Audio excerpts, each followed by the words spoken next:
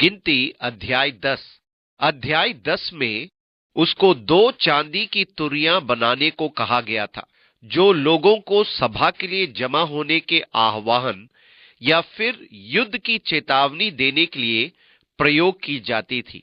यदि वे एक बार तुरी बजाते तो पूर्व दिशा से लोग लड़ाई के लिए चलते। यदि वे तुरी 2 बार बजाते तो दक्षिण ओर के लोग युद्ध के लिए आगे बढ़ते। इस तरह तुरियां लोगों को निर्देश देने में सहायक होती थी। स्वाभाविक है, जब 5 लाख से अधिक पुरुष और स्त्रियां तथा बच्चे हो और संवाद का कोई साधन ना हो, आपके पास रेडियो, ट्रांसिस्टर आदि ना हो और आपको छावनी में अनुशासन रखना हो, यदि पूर्व की तरफ से आक्रमण हो तो पश्चिम की ओर के लोगों को पता भी ना चलेगा कि दूसरी ओर क्या हुआ है। इसलिए युद्ध काल के समय से लेकर आज आधुनिक प्रसारण माध्यम के समय तक तुरही बजाकर सेना को विभिन्न निर्देश दिए जाते हैं। तुरही आज भी हमारी सेनाओं में प्रयोग की जाती है। जब हम हवाई में थे, हम एक सैनिक छावनी में गए, जहां तुरही बजाकर सैनिकों को भोजन के लिए भोजनालय में बुलाया जा रहा था। हमने विभिन्न तुरहियों की आवाज सुनी। ये बजाया जाता था कि सभा के लिए जमा हो या युद्ध के लिए तैयार हो जाओ या दूसरे कारणों के लिए। इस तरह संकेत भिन्न भिन्न होते थे जो तुरहियों के बजाने से दर्शाए जाते थे। हम पढ़ते हैं कि यीशु मसीह की वापसी पर परमेश्वर की तुरही फूंकी जाएगी। परमेश्वर की तुरही परमेश्वर की संतान को जमा करने के लिए होगी। कितनी महान बात है! मेरे लिए प्रतीक्षा करना कठिन है। मैं नहीं जानता कि ध्वनि कितनी मधुर होगी, परंतु जिस क्षण वो बजेगी मैं पहचान जाऊंगा। मैं जान जाऊंगा कि परमेश्वर अपनी संतान को सभा के लिए बुला रहा है। वो उन्हें अपने साथ घर में रहने को बुला रहा है। इसलिए हम वास्तव में परमेश्वर की बुलाहट अर्थात कलीसिया की सभा के लिए प्रतीक्षा कर रहे हैं और अपने आनंद के दिन में और अपने नियत पर्वों में और महीनों के आदि में अपने होम बलियों और मेल बलियों के साथ उन तुरहियों को फूंकना।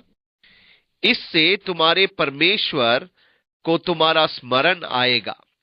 मैं तुम्हारा परमेश्वर यहोवा हूं।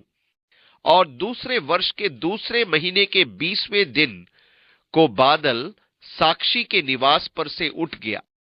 तब इस्राएली सीनाई के जंगल में से निकलकर प्रस्थान करके निकले और बादल पारान नाम जंगल में ठहर गया। गिनती 10 से 12 पद।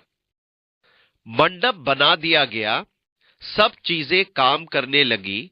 इसलिए परमेश्वर ने प्रतिज्ञा किए हुए देश में उन्हें ले जाना आरंभ किया। बादल उठ गया और वो सीनाई पर्वत के जंगलों से निकलकर प्रतिज्ञा किए हुए देश की ओर पारान नाम जंगल में ठहर गया। लेवी सब अंदर गए। उन्होंने मंडप उखाड़ा और हारून के पुत्रों ने उसे ढाका। ये मानो पूरा अभ्यास था। उन्हें सिखाया गया था कि क्या करना है और अब वे कर रहे थे।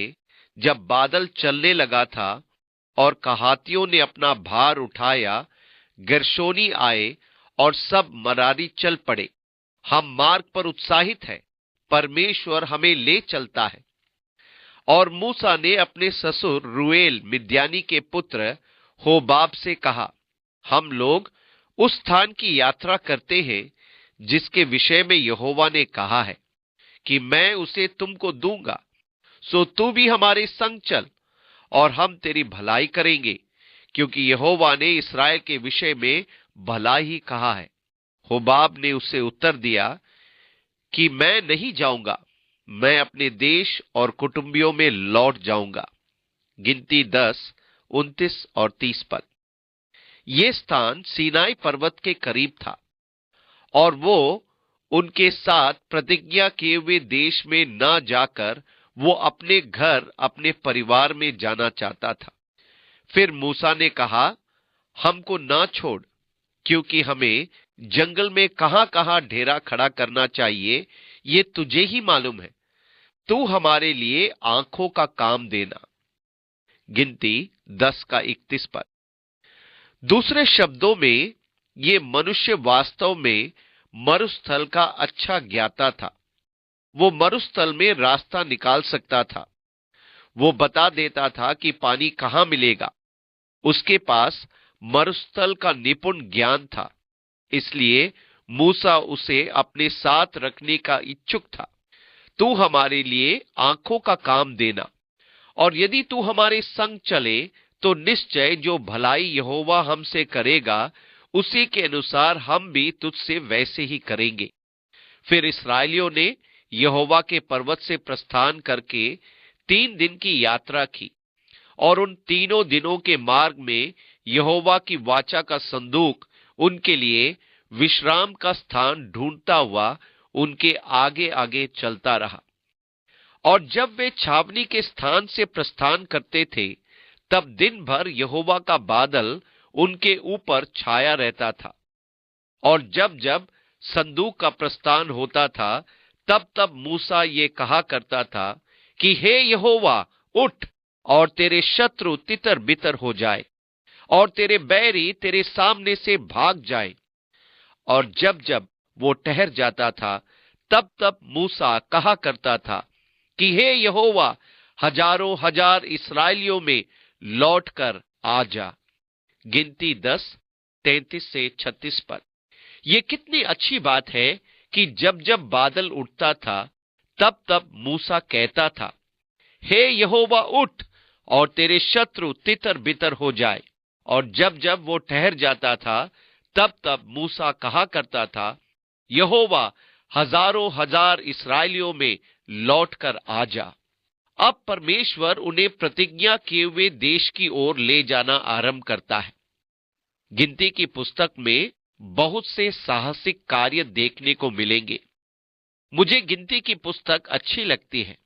इसके प्रथम भाग में नामों के कुछ अधिक ही गिनती है, परंतु अब हमें कुछ साहसिक अनुभव देखने को मिलेंगे, क्योंकि परमेश्वर अब उन्हें उस प्रतिज्ञा किए हुए देश में ले जा रहा है जिसकी प्रतिज्ञा उसने उनके पितरों से की थी।